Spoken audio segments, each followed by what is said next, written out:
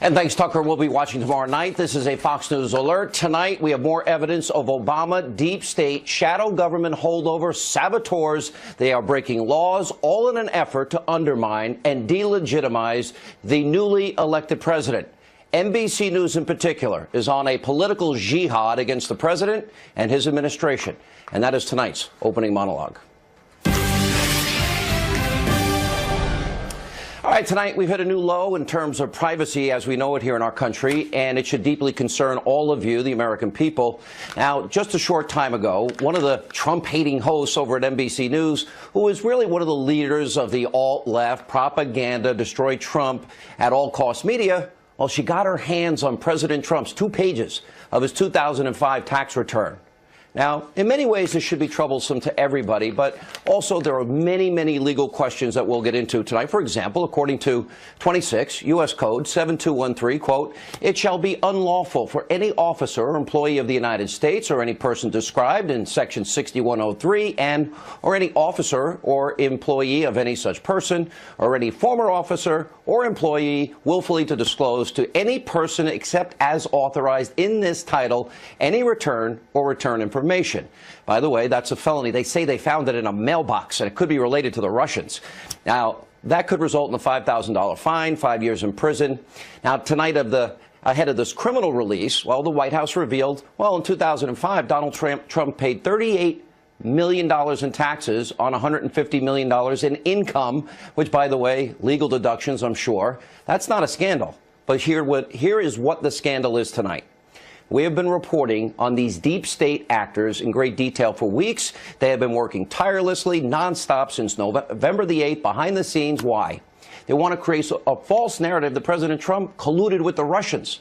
Now, of course, reports have now been debunked. That is a fake news story. We've also told you about how just weeks before he left office, President Obama altered Executive Order 12333, which allowed widespread sharing of raw data collected by American intelligence agencies, and that added 16 additional government agencies. 16 additional. And their employees now gained access to top secret intelligence they never had access to before. He did this 2 weeks before he left office. But what we're seeing now is becoming far worse.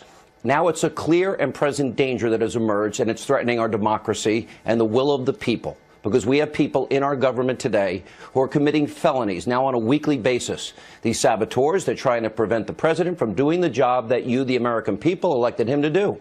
Now, aside from the president's taxes, take a look at this. Look at all the other leaks that have gone on since Donald Trump won the election. Take a look at all that.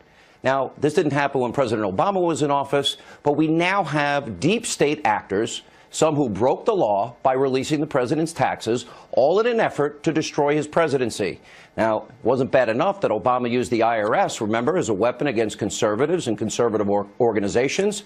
They took the criminalization of political differences to a level we've never seen before.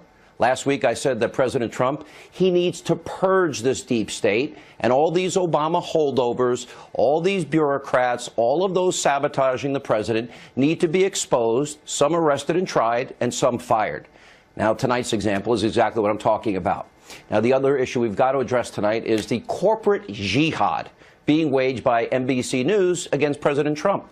Now, as I said earlier, they're the leaders of this alt-left propaganda, destroy Trump at all costs media, and now releasing his 2005 tax return. It proves that they will do anything, spin any conspiracy to destroy the commander-in-chief, including working with people clearly that have broken the law. Just take a look at some of these examples. I do want to move quickly to some breaking news about Donald Trump. A decade-old audio tape surfacing late today in which Trump is heard making crude and vulgar comments about women, including how he gropes them. We want to warn you, some of the language you're about to hear may be offensive. When he said today, America first, it was not just the racial, I shouldn't say racial, the Hitlerian background to it. Here you have a deranged president or a pathologically lying president lying about the operations of the American government and lying about the previous president of the United States. That's enough to invoke the 25th Amendment, but Mike Pence and the cabinet are not there yet. That tweet is also enough to impeach the President of the United States. I urge people to read and really make decisions about exactly what they're seeing. I understand why so many people voted for him. I understand where you were coming from. I understand why you liked him. But this man is lying to you. All the conspiracies, it's a concerted effort by a so-called news organization. Why? Perhaps to take down the president. Steve Bannon, I argue, was right. The alt-left propaganda media is the opposition party in America today. They're not news anymore. And by the way, did NBC News care when the IRS targeted conservatives specifically to intimidate them? Did they care about President Obama's unconstitutional executive orders he himself admitted he didn't have the power to do? They have this morning show on MSNBC. They attack the president's mental health almost now on a daily basis. And what Rachel Maddow did tonight, if you could stomach, I actually laughed. It actually made me laugh, frankly, harder than I have in 10 years, was a flat-out pathetic conspiratorial attempt to smear the president. Now, I really couldn't watch it with a straight face. It was sort of like an SNL skit, but actually better. And with her trying to piece all these conspiracy pieces together, claiming in 2005 a Russian oligarch knew that Trump was going to be the president and elected in 2016, so he bought a property from him in Florida, and Trump made a big profit. And, you know, did they want to ask the guy who runs NBC, maybe Andy Lack? I wonder if Andy Lack is a pretty wealthy guy. Did he sell any property? Did he ever make a profit back in 2005 or any other year? Did they know? Did they want to? You know, did they want to question if the moon landing actually occurred? This is the Twilight Zone. Let me get this straight. Russia knew in 2005 that Trump would be president in 2016, but if you watch the tape on election night, even up to the last minute, NBC News didn't think it was possible that Donald Trump would become president. This is the Twilight Zone. So tonight, let's set the record straight.